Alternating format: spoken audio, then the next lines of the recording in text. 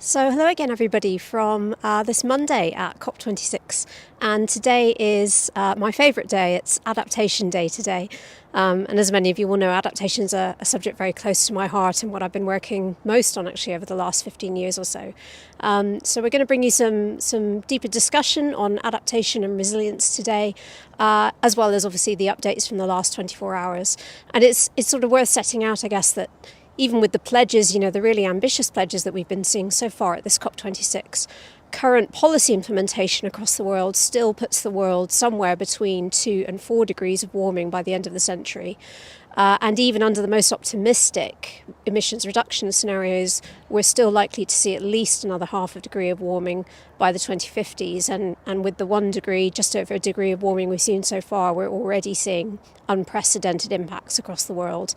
And adaptation is becoming fundamentally important as part of our response to climate change. So we'll be looking at that in a bit more detail. But first, here's an update on what's been going on for the past 24 hours.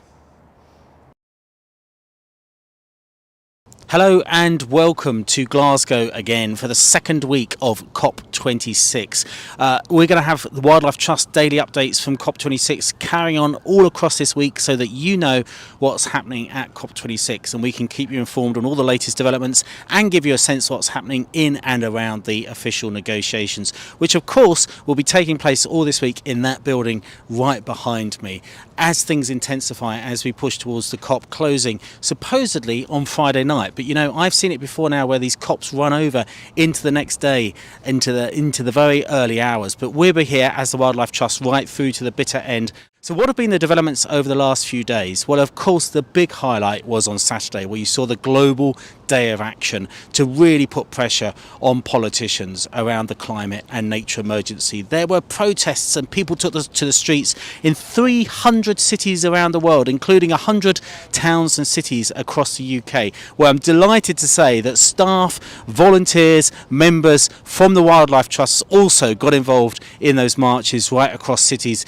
in the UK. And thank you so much if you're one of those that did get involved from the Wildlife Trusts in doing that. Here in Glasgow, 150,000 people took to the streets in a really exciting, energetic and inspiring protest. But we saw those 150,000 people come out and build that grassroots people power to say that we need to have much faster and stronger action on tackling the climate and nature emergency. And I'm really pleased to say that yesterday, Sunday, I was part of a question time debate here at COP26, and we managed to catch up with a couple of young people from the panel after that debate and get their experiences about COP26.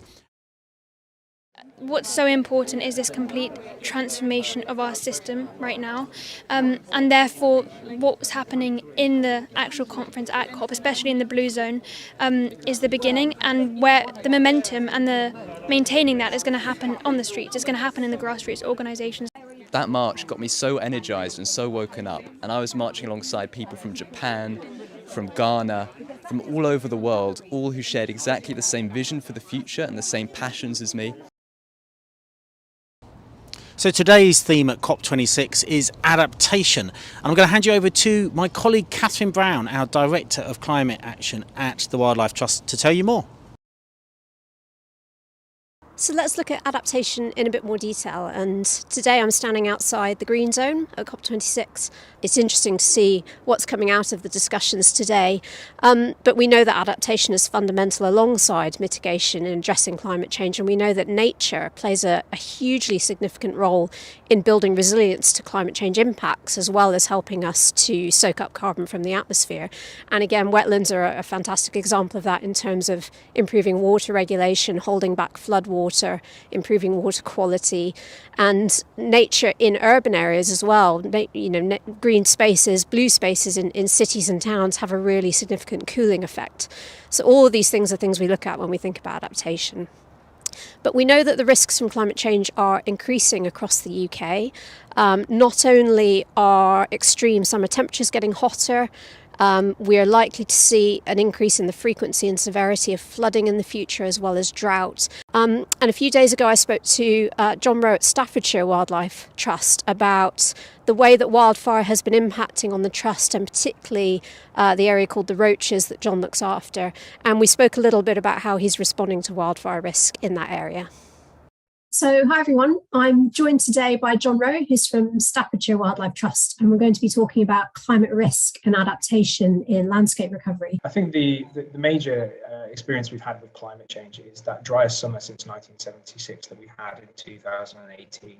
The biggest issue that we suffered that year was the fire of 2018, which burnt for nearly a whole month. There was areas burning, and we lost 60 hectares of habitat. A lot of people still sort of recognise climate change as an issue that's happening somewhere else, and maybe happening more in developing countries, and it's not impacting on the UK.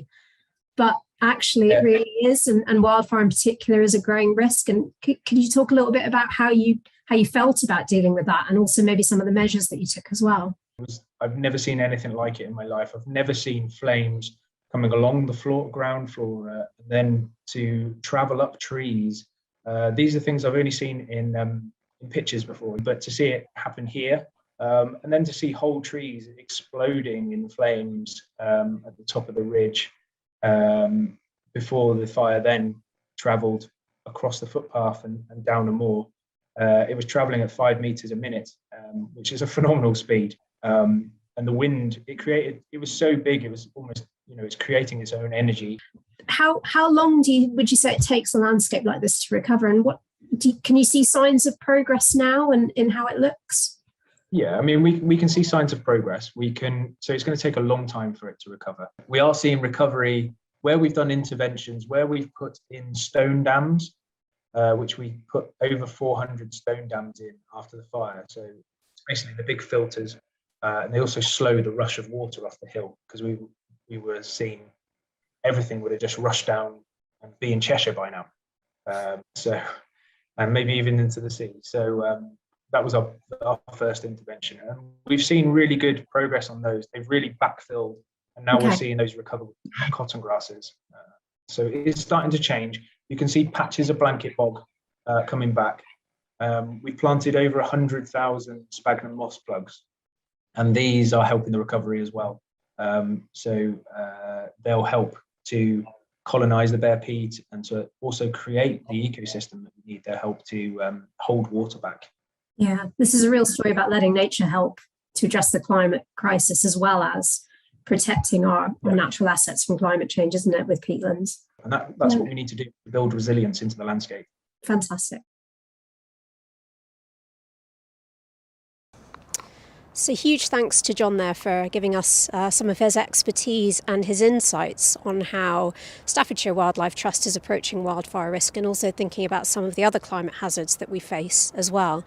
And we've known for some time that natural habitats in good condition are much more likely to adapt well to the changing climate and have that ability to build their own resilience to changes in the climate.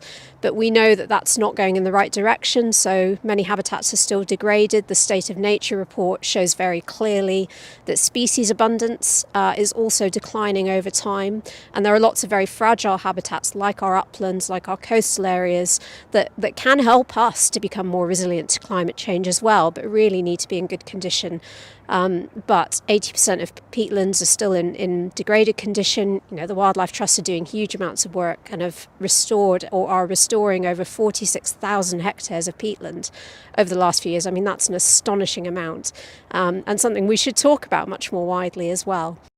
Adaptation requires a huge amount of local knowledge of local impacts and local responses, and John's interview again, showed that up really clearly, how impacts vary across time and space, and impacts in one area can be very different, as can risks and how vulnerable we are in one location compared to another. So that local response, that community-led response to climate change through adaptation at the local level is another really core part of it. And again, I mean, who's better placed than the Wildlife Trusts to lead a lot of that adaptation work and to show how we can make nature and wild places more resilient to the changing climate.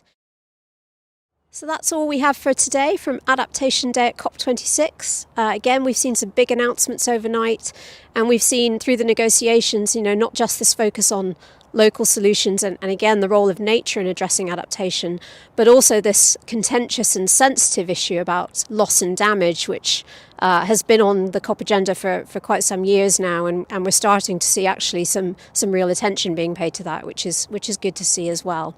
So tomorrow we're going to be looking at the issue of climate justice, which obviously cuts across all of the different themes we've been talking about so far. So do tune in for that episode where we'll give you the latest news from COP as well.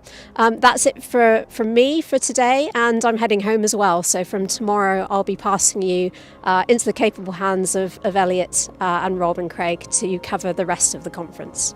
Thanks very much.